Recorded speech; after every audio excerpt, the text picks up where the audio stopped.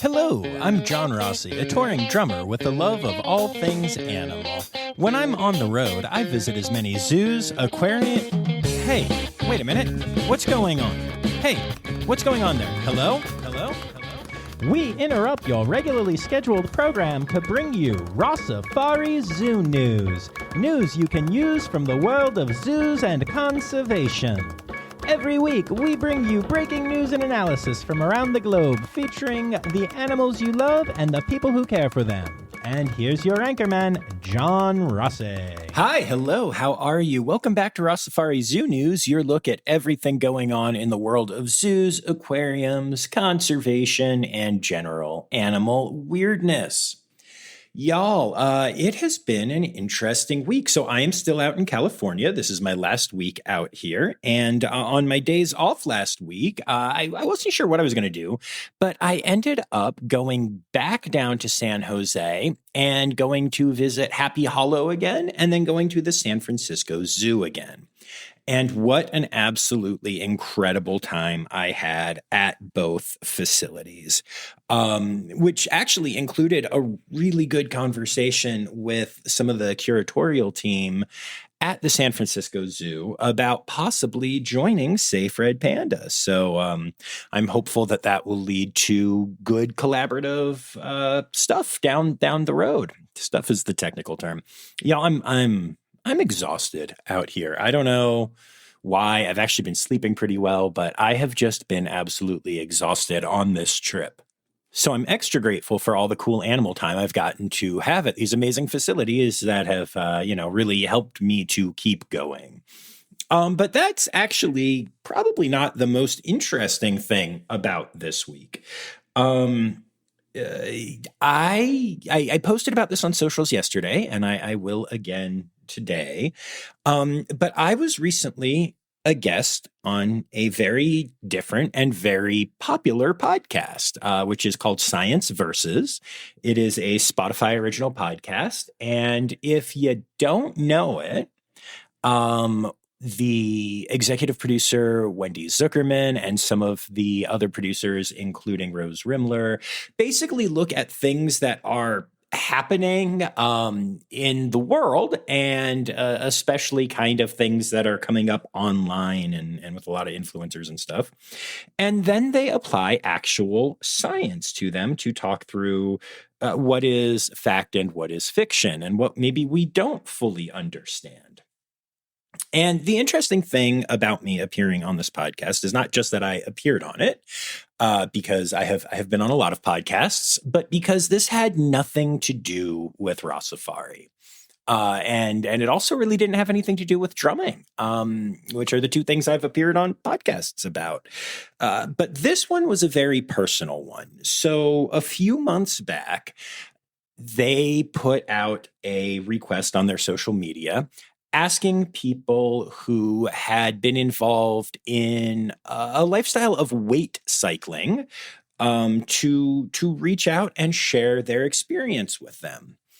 And I decided to be vulnerable and send in a clip talking about my experience, because as I'm sure many of you who look at my social media know, I have spent a very long portion of my life worrying about my weight. And I have ballooned all the way up really high. And I think at my highest, I weighed 330 pounds. And then I got all the way down to 170 pounds, where people were looking at me and asking if I had like an eating disorder. And then I've kind of bounced between those extremes all over the place ever since. And there's not only, physical concerns with doing that, but there is a mental and emotional toll in dealing with something like that. And then I decided to start Rossifari, and social media took off, and suddenly I was putting my body in front of millions of people. And that is not the easiest thing in the world to do. And so I sent in this clip to them, and I kind of thought I would never hear back, because they are a really popular podcast. Like, I think they're in the top 70 of all podcasts on Spotify. But I did hear back. I heard back from Rose, and Rose wanted to schedule an interview. And then to say that it was an extensive interview would be an understatement. We spoke for a very long time. And then there was a fact checker that I also had a very long conversation with. And then Rose actually wanted to connect with me again to share some of her findings with me and to get my take on them. And I think that happened, or I was thinking at the time that happened because oftentimes with Science Versus, they will make one person the kind of emotional core of the story, and then they'll bring in other voices as well as science voices, and they'll spend most of their time looking at the science of it. And I was like, oh, am I going to be the emotional core of this story on a podcast that I adore? And the answer was yes. So the episode is out now. I highly recommend that you listen to it. I think it is a really good way to get to know a side of me that I don't talk about on here or elsewhere very often. You will hear me cry a little bit, tear up. You will hear me with my usual humor and brash bravado. But you'll also get to learn about something that, if you've gone through it, is way more common than you think, and you shouldn't feel bad about it.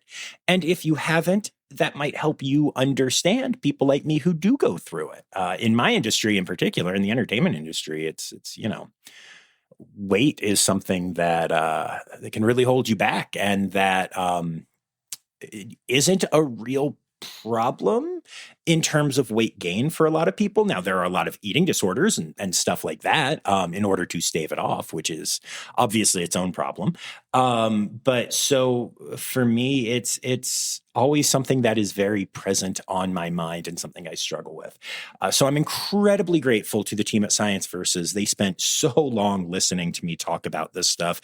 And Rose, in particular, was an incredibly empathetic listener. And I feel like I really bonded with her. And I feel really good about that. And so go check it out, Science Versus, and you'll get to hear a different side of me. But now you can hear the side of me that you came here to hear, because it's time for Zoo News.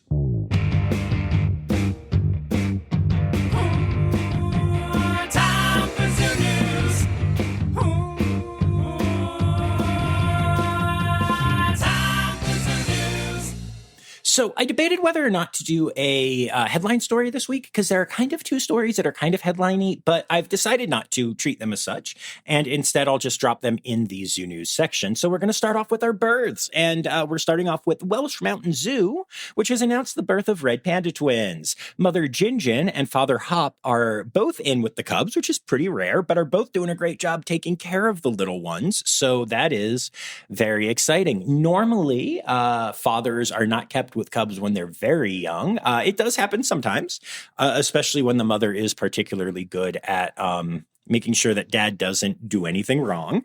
Oftentimes they're reintroduced when the cubs are a little bit older, but it's cool to see that right from the start. The whole family is together at Welsh Mountain Zoo. The Chester Zoo is celebrating the hatching of 5 secretary bird chicks. This is the first time secretary birds have ever hatched at the zoo. Parents John and Jolene are doing a great job taking care of the little ones, and hopefully this is the start of many more hatchings of this endangered species at the Chester Zoo, which is also celebrating the birth of an anon, the smallest species of wild cattle. It is really cute, and you can see photos online, and I highly recommend that you check them out. And then last but not least in births this week, the Toronto Zoo has announced the birth of a female pygmy hippo calf. There's not much additional information at this time, but we do know that the little one is doing well, which is very good news. And then, of course, that brings us to our deaths for the week. And man, I got to tell you, our good friends at the Santa Barbara Zoo have been going through it, y'all. So a few weeks ago, they announced the birth of 2 red panda cubs, the first in an incredibly long time at the zoo, and the only ones born in California this year, at least that have been announced or that I have heard of. Then 3 weeks ago, They announced that one of the cubs wasn't thriving and had to be pulled for hand rearing, while the other stayed with its mom, Ruby. 2 weeks ago, that cub, the one that was doing well and stayed with mom, was found deceased in the nest box. Last week, the one in human care also passed away, and we talked about all of this on the podcast, of course. But now Ruby, the beloved mother of the cubs, has also passed away. Ruby, it turns out, was showing symptoms similar to Addison's disease, which is something that is common, especially in younger pandas, and in fact has claimed the lives of a lot of pandas in the maybe 2 to 5 year old range, and sometimes even younger or older. For those of you that were around the podcast for the experience, this is the same thing we went through with Miso at the Greensboro Science Center, something that still breaks my heart to think about it.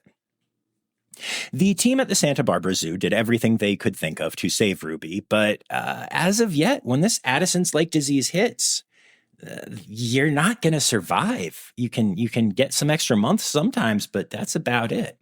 It is not believed that the disease had anything to do with the loss of the cubs, who both passed away, as roughly 50% of all red panda cubs do, and they didn't show any indication of the disease. So this loss hits home for me for a few reasons. First of all, it really took me back to everything that happened with Miso. Also, I actually saw Ruby 2 weeks ago when I visited the Santa Barbara Zoo. In fact, the original plan was for me to do an interview with the team about the loss of one cub, keeping the other one healthy and all that jazz, and how the parents were doing.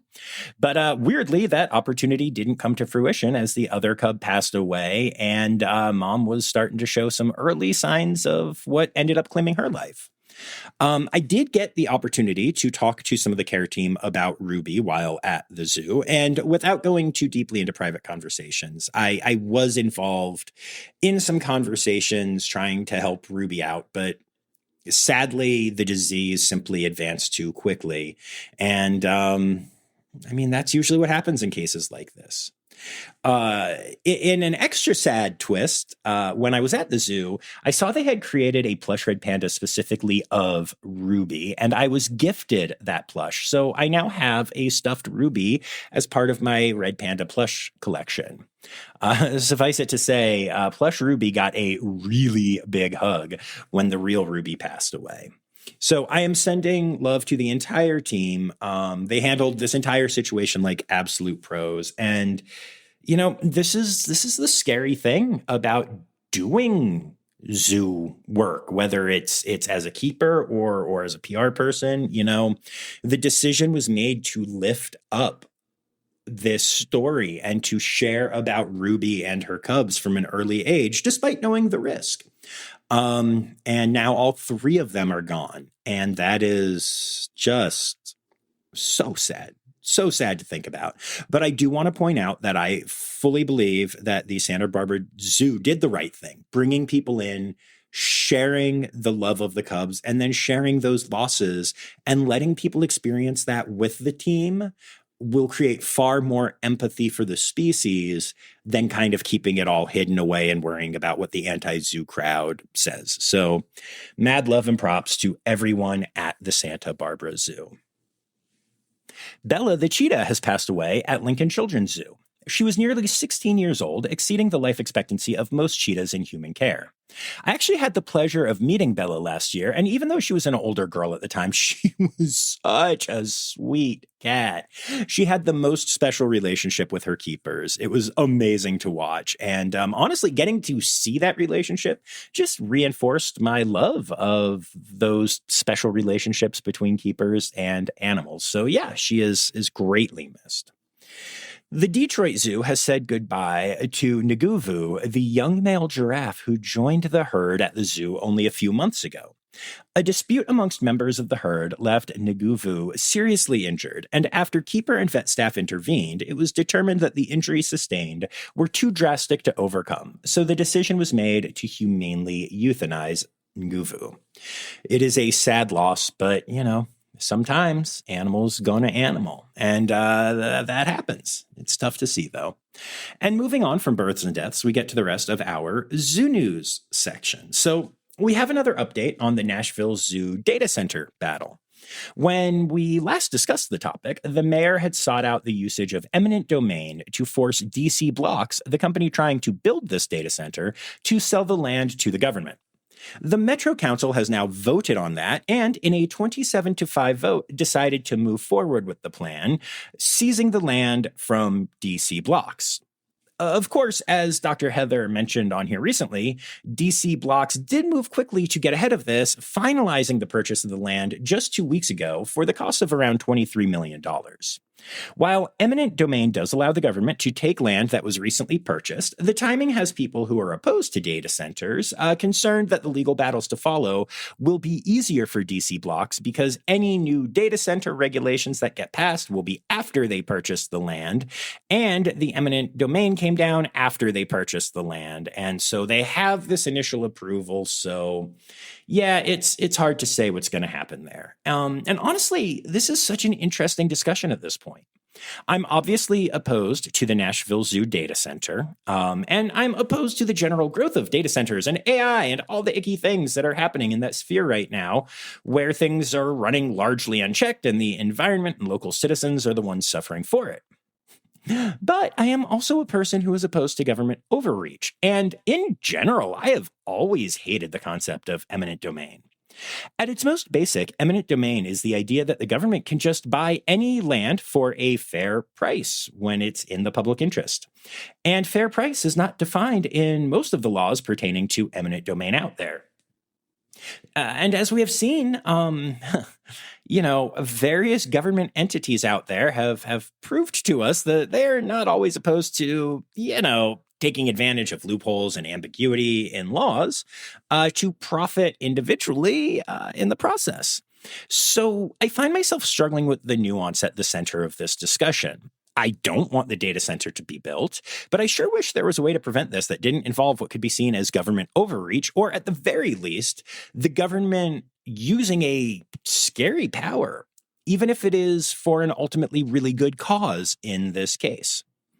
So yeah, as with many things we talked about on here, there is a lot of nuance to this conversation, and the legal battle surrounding this is in its very infancy. It's going to be really interesting to watch this play out over the next few months, or honestly, years most likely. And it'll also be interesting to see if there end up being consequences with this use of eminent domain that end up going beyond just stopping this one data center that, yes, I am incredibly opposed to. The ZAA is seeking a new executive director, so if you're looking to be the executive director of one of the biggest accreditation bodies in the US, now is your chance. Maybe I should apply? Call it Rossifari? No? Okay. So that little tidbit there was your palate cleanser before we get into some controversy taking place in the zoological world involving animal deaths at facilities outside the US that are considered to be really great zoos. We'll start with Zoo Zurich, which recently suffered the loss of a newborn elephant calf. This is the 11th time an elephant has died at the zoo in the last decade, many of which were newborn or juvenile. And this has led for a call to ban the elephant breeding program at the zoo, despite the fact that they are accredited by IAZA, WAZA, and plenty of other acronyms that show this is a facility that has high standards of care for their animals. So, what's the problem? Well, there are a bunch of different things that have happened. Multiple losses came from a breakout of EEHV, and while we have the vaccine now, we didn't then. One baby elephant was beaten to death by the herd, which, as tragic as it is something that happens both in human care and in the wild. It's similar to the giraffe story we shared in our deaths section. Sometimes these animals fight, and whether it is in their natural habitat or in human care, it's going to happen. The most recent death came when a male calf was born with a malformation of his hind legs, a birth defect that can and does happen in elephants from time to time. Again, in the wild, in human care, irrelevant. So the call to ban the elephant breeding program has come from the usual places, including many of the anti-zoo so-called animal rights groups. But unlike those calls, which I uniformly ignore, this one is slowly starting to pick up additional supporters. Dr. Keith Lindsay of the IUCN African Elephant Specialist Group has come out stating that the zoo should stop breeding elephants and discussing the fact that one of the mothers, who has lost all but one of her recent calves, is giving birth every 2 to 3 years, which is quicker than elephants normally do. Usually they'll do every 4 to 5 or so years, even if they are breeding consistently. The Elephant Sanctuary in Tennessee has also spoken out against the breeding situation at the zoo, and while there is the public perception that many sanctuaries are anti-zoo, all of you good little Rossifarians out there know this is not the case, and in fact, the Elephant Sanctuary in Tennessee is accredited by the AZA, and they work with a ton of different zoos. So this story, which is a tricky one, is made trickier by the fact that there are so many sides to the story. It's hard to find unbiased sources, as most of the ones I found either make out every death as a major tragedy and also proof that elephants shouldn't live in human care at all, or write off every death as a string of unfortunate coincidences that could happen anywhere at any time. It'll be interesting to see where these complaints and concerns keep coming from and whether they grow and continue to pick up support from outside the usual crowd, or whether this will fade to background noise again. And as for my own take, until I'm given a reason not to, I trust the accrediting bodies that accredit Zoo Zurich, and I hope they're looking into the matter and doing so in good faith. Which leads us to another challenging story that took place this week, this time in Japan. Tama Zoological Park in Tokyo lost 3 lions to heat stress and fatigue during a sudden heat wave in Japan. And at the time of this recording, an additional 3 lions were still suffering from heat-related diseases and not out of the clear yet, to the point that they are still unable to stand. 4 lions showed signs of illness but have since recovered, while 6 additional lions showed no signs of illness. Yes, in case you're doing the math, that means this zoo had a population of 16 lions, which is just so many lions. And so this is yet another one of those stories where the nuance is often lost amongst the sensationalism. A lot of the same groups mentioned in the last story came out and said that the death of lions is proof that Tama Zoological Park doesn't take proper care of its animals, that animals shouldn't be in human care, et cetera, et cetera. But I did some research and even talked to some people who are intimately familiar with the zoos in Japan. And Tama is considered one of, if not the best zoo in Japan. It's actually the main zoo of an entire system of zoos in the Tokyo area. So I think the most American comparison that could be made is that this is like if a tragedy like this happened at the Bronx Zoo. And while, yes, that would be a tragedy, and this is a tragedy, there is something to be said about the fact that animals die, and animals often make terrible choices for their own health sometimes. See, all of this came during an unprecedented heat wave in Tokyo, one so bad that more than 43,000 people have been hospitalized for heat-related illnesses, and the government not only issued extreme heat warnings, but encouraged office workers to ditch formal attire for breezier outfits during the heat wave. So this was not normal, not even for a heat wave. In fact, Japan had heat waves last summer, but none were like this, and all of the animals at the zoo were fine. And along with the heat in this heat wave, the humidity was far higher than Japan is used to dealing with. And this may have had an additional impact on the lions, as lions don't sweat.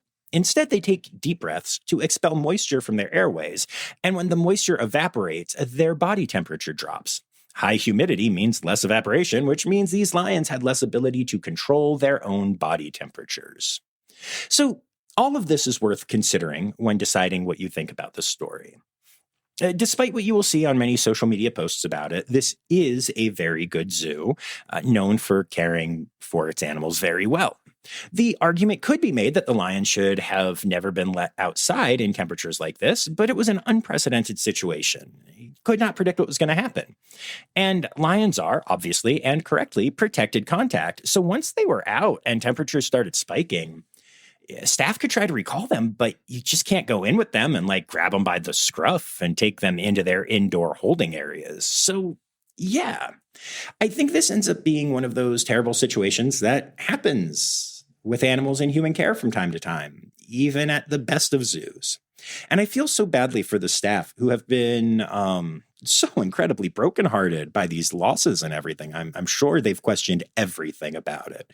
So here's hoping that the remaining sick lions get better. But don't worry, we're not going to end the Zoo News section on a sad story. Zoo Knoxville is hosting a naming contest for its recent red panda cubs, and they are doing it as a fundraiser, which is pretty common, but they're doing it in a different way than normal. So usually there are two ways to get money for naming rights. Either you auction off naming rights to the highest bidder, where a bunch of rich people get to compete to name an animal, or you do voting contests based on names chosen by the staff or whomever. And then, you can have people vote on a website or on social media and pay $1 per vote or whatever. That's not what Zoo Knoxville is doing, though. They're doing a raffle where you can get one entry for $25, two for $40, or three for $60. And that's it. You can only have a maximum of 3 entries per person. Winners will be selected at random, and those winners will get to go behind the scenes at the red panda habitat and to name the cubs. So it's a really interesting approach to the money for naming conventions that we see so often. And I will be very curious to see what comes of it because, it's important to compare the different ways that we can raise money like that and then figure out which ones are the most effective. And that brings us to Stereotypical Animal Podcast theme song. Here to bring you to conservation news. All right, so what do you do when soil erosion and fast-moving water have degraded the area around streams so badly that they are basically just ditches, unusable for wildlife or humans? The answer is you bring in the experts, but not the human experts. That would be silly. Instead, the state of Colorado has created a few man-made beaver dams and relocated wild beavers to the area because they are such great environmental engineers that just by having them in the affected area, the government is confident that they will restore the proper flow of the stream and improve habitats for all of the species in the area. This is an absolutely incredible story, though I do have to wonder if it was inspired by actual science or if someone in the Colorado government just happened to watch Hoppers and thought, wait a minute. Leonardo DiCaprio and Jeff Bezos have announced the launch of the Phoenix Species Project, which is a global initiative committed to helping save wildlife facing imminent extinction. The duo has launched the initiative with an initial $200 million investment. The project will support the recovery of 100 species across 30 countries and will work alongside indigenous people, local communities, the scientific community, and field conservationists. The initiative plans to invest in long-term recovery efforts rather than issuing short-term grants like many conservation funding organizations do, with the promise to publicly track population growth and threat reduction over the multi-year investments into each plan. Here's hoping that a lot of amazing things happen through the Phoenix Project. Okay, I love this next story so much. A new, and I'm using air quotes there, conservation effort is underway in Papua New Guinea, where 266 clan leaders across 41 villages in the Torricelli Mountains signed a legally binding conservation deed that protects the rainforest and its inhabitants throughout the mountain range. Now, those sharp-eared listeners may recognize the name Torricelli Mountains from our interview with the Tenkile Conservation Alliance, a group working to save the tree kangaroos and other animals found in that area, including the very elusive Tenkile tree kangaroo, of which only 200 or so are believed to still exist. The mountain range itself is believed to house around 4% of the world's biodiversity, despite being a very small blip, even just on a map of Papua New Guinea.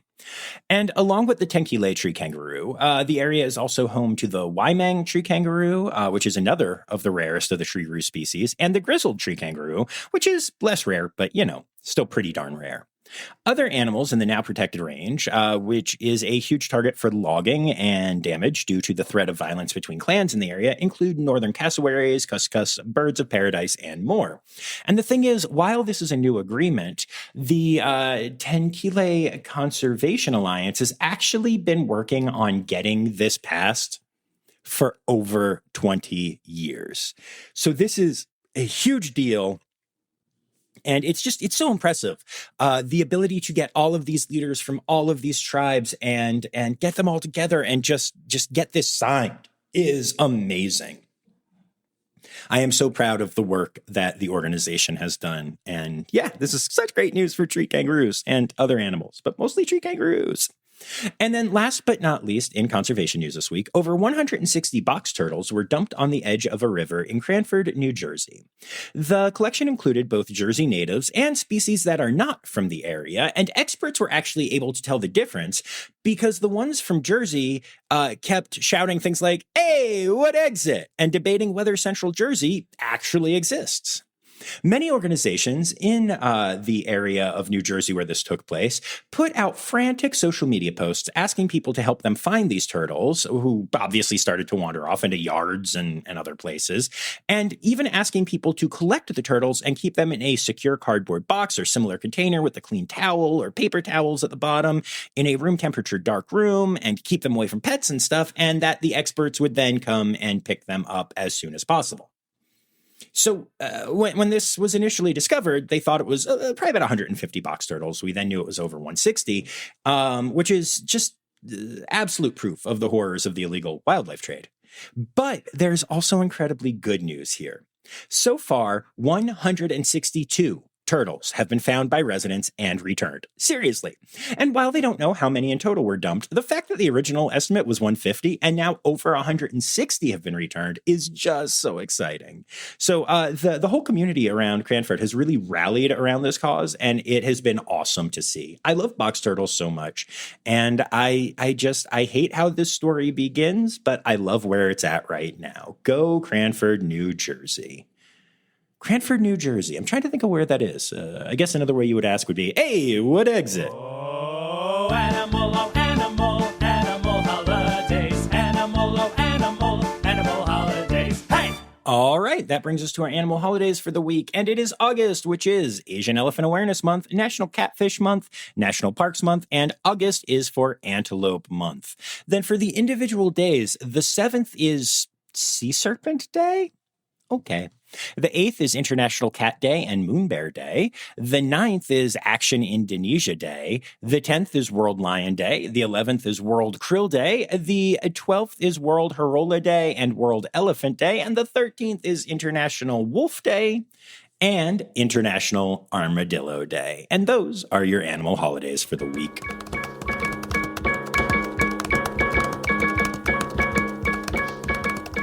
All right, so there you have it, folks. Rossifari Zoo News is over for the week. A lot of interesting things to think about and such. And don't forget, we discuss these things and much more on the Rossifari Discord, where you can come and talk about all things Rossifari. So go ahead and check that out. The link is in the show notes.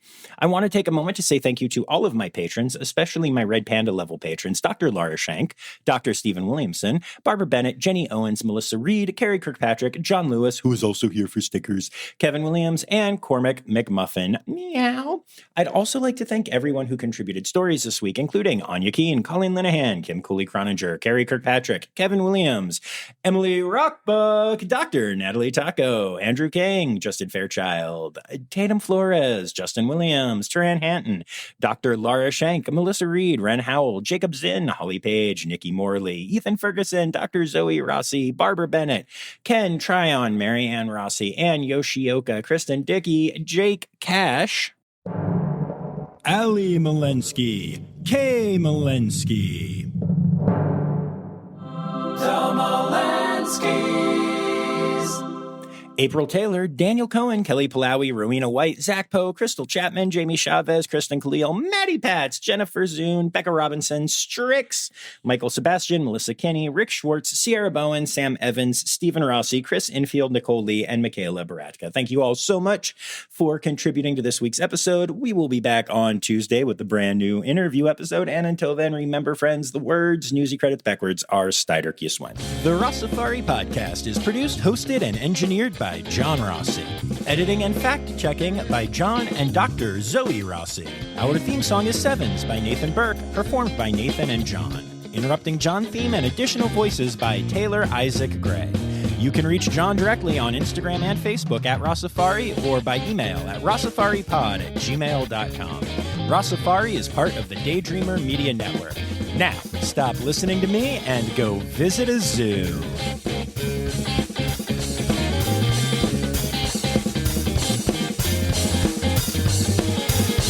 its inhabitants